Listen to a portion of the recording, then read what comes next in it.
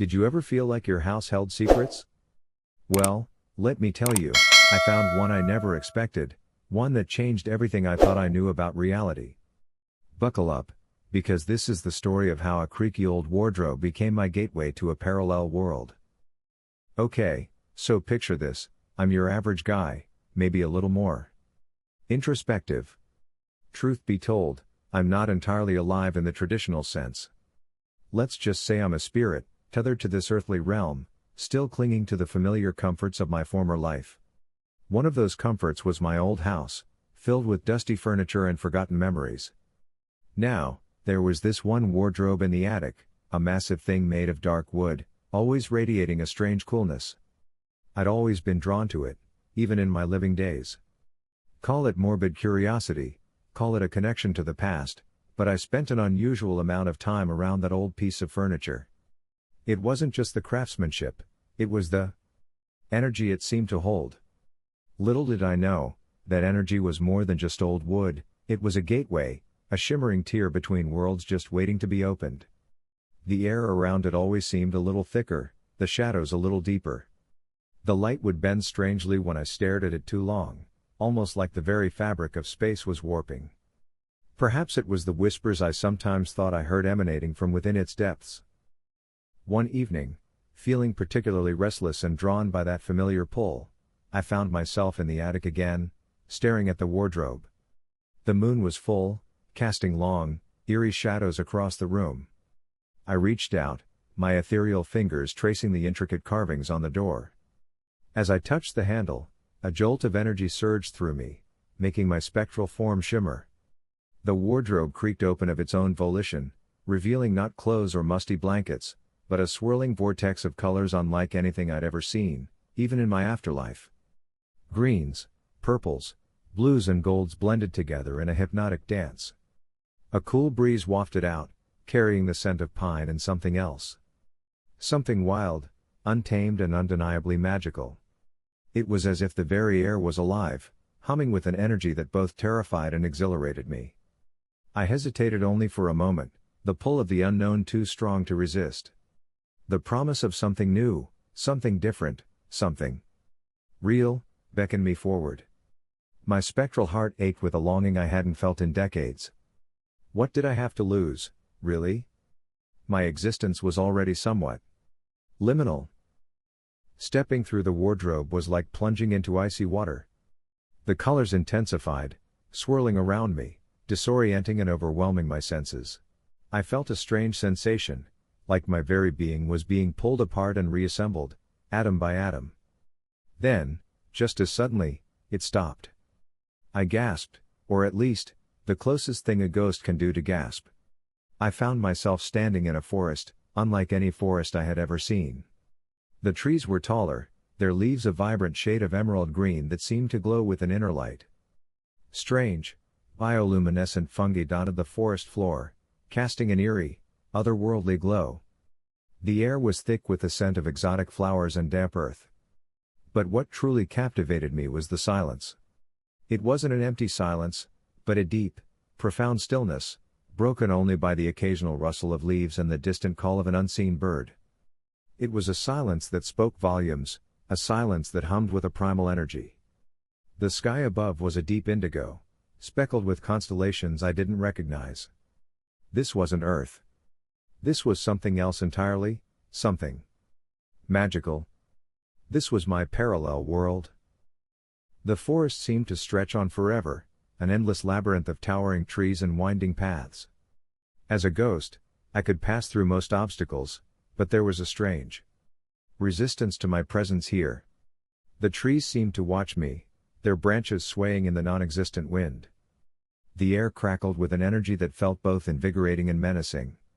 I started to wander, driven by a mixture of curiosity and a desperate hope for something more.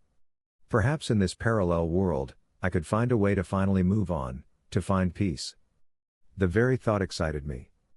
But there was also a fear, a deep-seated dread that lurked in the shadows of my spectral heart. This world was beautiful, but it was also alien, unknown, and potentially dangerous. I wasn't sure what lurked in the depths of the forest, what creatures roamed beneath the luminous canopy.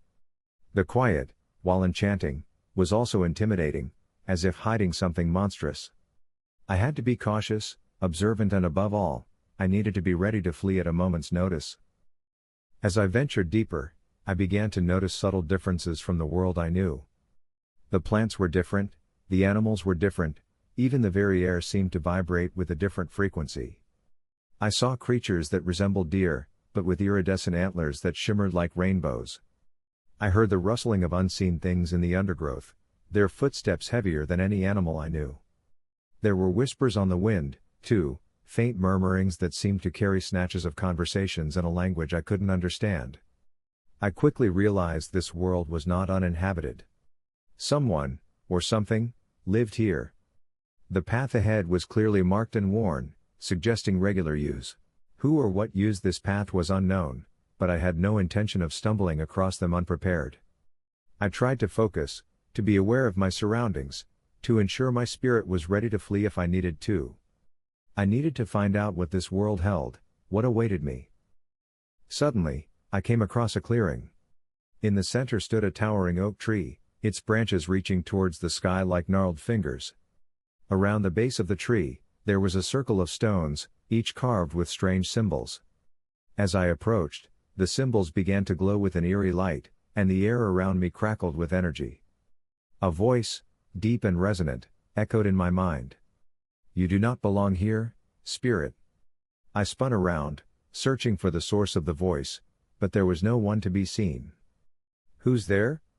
I called out, my voice barely a whisper. "Show yourself." The voice chuckled, a chilling sound that sent shivers down my non-existent spine. "This world is not for the restless. Return from whence you came, before you are consumed." Consumed? What did that mean? Was this world dangerous to spirits? It was clear that this voice, whatever it was, didn't want me here. It may even be dangerous. Ignoring the warning, or perhaps emboldened by it, I stepped into the circle of stones. As I did, the symbols flared brighter, and the forest around me began to blur. The world seemed to tilt, and I felt myself being pulled in multiple directions at once. Panic swelled within me. I should have listened to the voice. I should have turned back. But it was too late. I was trapped. The ground began to tremble, and the trees around me swayed violently. From the depths of the forest, I heard a low growl, a sound that promised pain and suffering. Then, from the shadows, they emerged.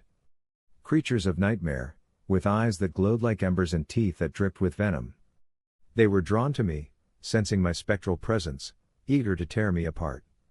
They were guardians of this world, and I had trespassed on their territory. I closed my eyes, bracing myself for the inevitable. But the pain never came. Instead, I felt a strange warmth enveloping me. I opened my eyes to see a figure standing before me, a woman with long, flowing hair and eyes that sparkled with compassion. She raised her hand, and a wave of energy emanated from her, pushing back the creatures of nightmare. They snarled and retreated into the shadows, their eyes still fixed on me with malevolent hunger. The woman turned to me, her face etched with concern. "You are not safe here, spirit," she said, her voice soft but firm. "This world is not meant for you. I can help you return to your own world, but you must hurry. The portal is unstable, and it will not remain open for long." I looked at her, grateful but also confused. Who was she? And why was she helping me? "Who are you?" I asked. She smiled, a sad, knowing smile. "I am a guardian of this world," she said. "And I can see that you are lost. Let me help you find your way home." Without hesitation, I followed her back through the forest, the creatures of nightmare lurking in the shadows, but keeping their distance. She led me to another portal, shimmering with a soft, golden light.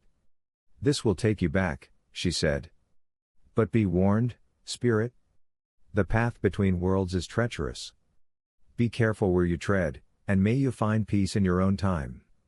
With a nod of gratitude, I stepped through the portal, feeling the familiar sensation of being pulled apart and reassembled. I landed back in the attic, the wardrobe standing silently in the corner, its doors closed. The moonlight streamed through the window, illuminating the dusty furniture and forgotten memories. I was home. But I was also changed. I had seen another world, a world of magic and danger, and it had awakened something within me. A longing for something more, a desire to find peace, and a newfound respect for the mysteries that lie hidden just beyond the veil of reality. So that's my story. A ghost, a wardrobe, and a parallel world. Who knew old furniture could lead to such adventures, right? Now, I'm still processing everything, but one thing is for sure, my life, or afterlife, will never be the same.